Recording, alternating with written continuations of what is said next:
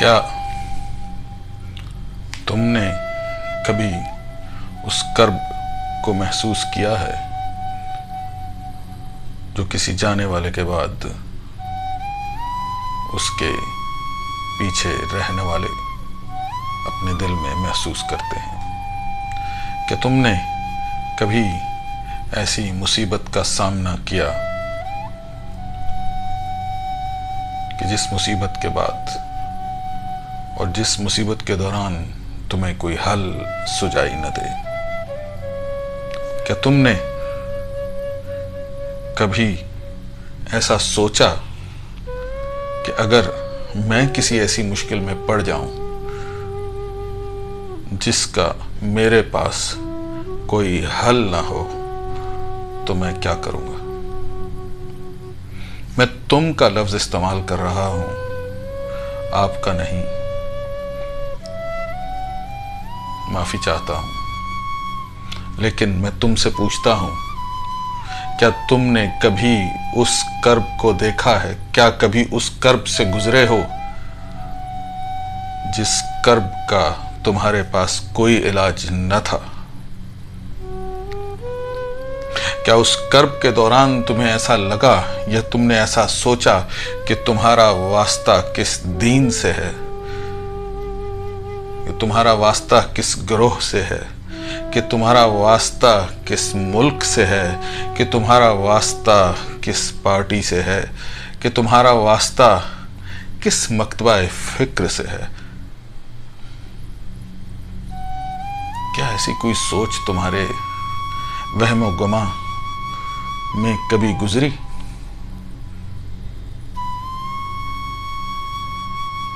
सोचो, सोचो। नहीं, सोचना मुश्किल है ना? सोचो, सोचो उस कर्ब को, उस कर्ब को, उस बर्फीली रात को, उस ठठरती सर्दी को जो उन मासूम बच्चों के जिस्म के अंदर पैवस्त हो रही थी एक खंजर की तरह।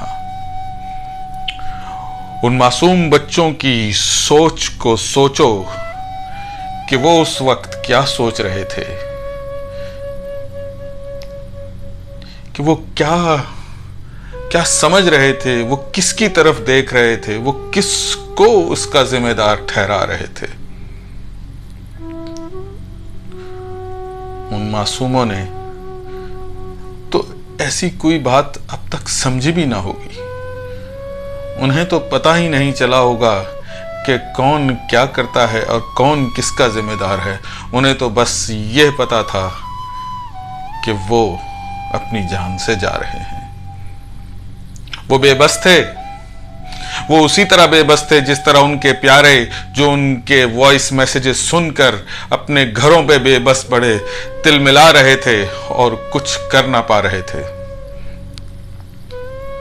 जबकि दूसरी तरफ वादे वईद हो रहे थे, जबकि दूसरी तरफ ट्विटर की पोस्ट्स हो रही थीं जिस पर शाबाशी दी जा रही थी कि इतना कारोबार बढ़ चुका है, इतने किराए बढ़ चुके हैं, पैसा चल रहा है, बिजनेस चल रहा है, हुकूमती इदारे काम कर रहे हैं, शाबाशी के मुस्तहिक हैं।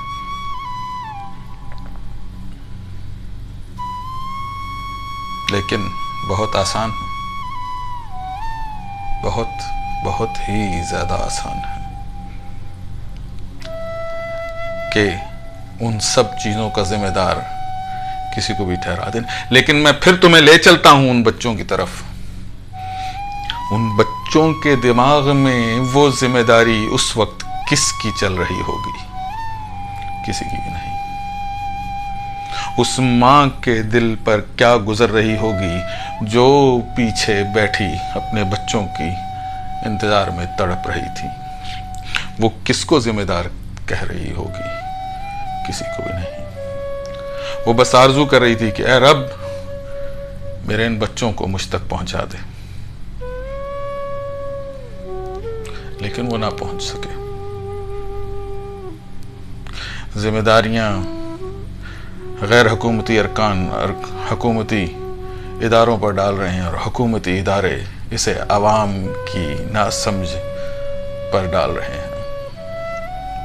वो कहते हैं कि आवाम को इंतबाह किया था, लेकिन वो पहुंच गए। कैसे पहुंच गए?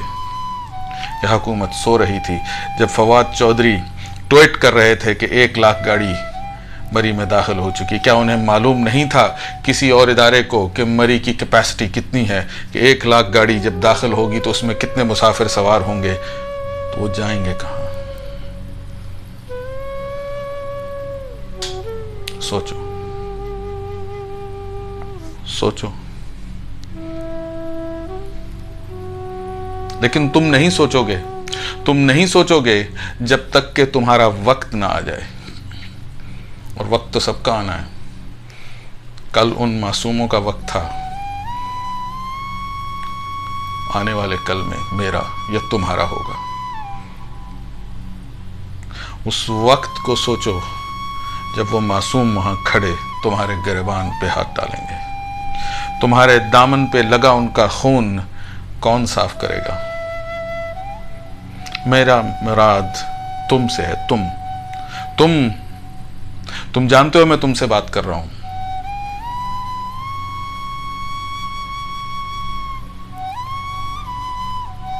आप नहीं कहूंगा,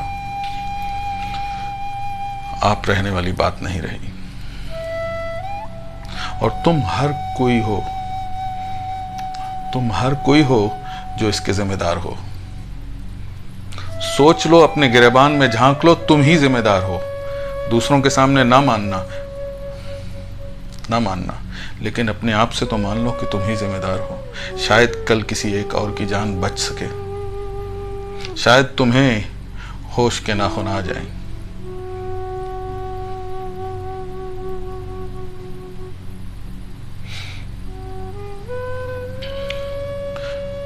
उस कर्ब का अंदाजा न मैं, न तुम, न कोई और लगा सकता है। वो मासूम उस छोटी सी गाड़ी में एक एक को दूसरे को बिलखते हुए, मरते हुए देखते होंगे। उनमें से न जाने कौन पहले गया होगा और बाद में जाने वाले ने उसे तड़पते देखा होगा। कौन सा आखिर में गया होगा? उस कर्ब को सोचो तो सही, उस कर्ब को समझो तो सही।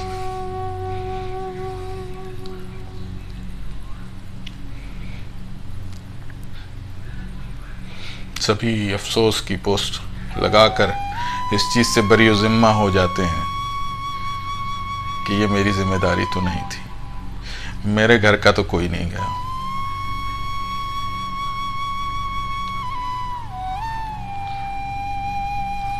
कल को मेरे घर वाला भी कोई वहां हो सकता है, और मैं भी उसी कर्ब से, अल्लाह ना करे, गुजर सकता हूं। मेरा अल्लाह मुझे ऐसे कर्ब से बचाए। लेकिन हो तो सकता है ना।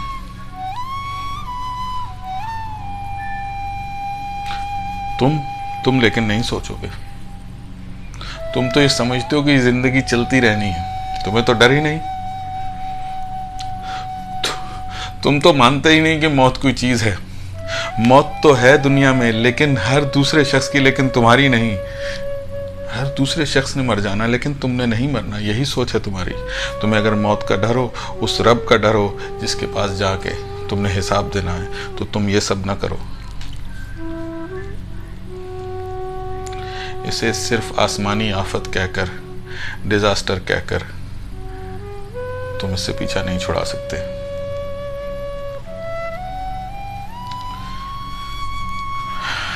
ये तुम्हारे साथ रहेगी, और ऐसे तुम जैसे कई और इससे पहले कई लोगों के गुनाहगार तुम्हें जवाब देना होगा। तुम्हें जवाब देना होगा। कहने को बहुत कुछ है,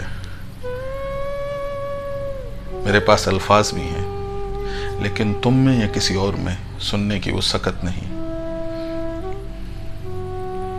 कहना तो वाकई बहुत आसान है, सुनना बहुत मुश्किल है, बहुत मुश्किल।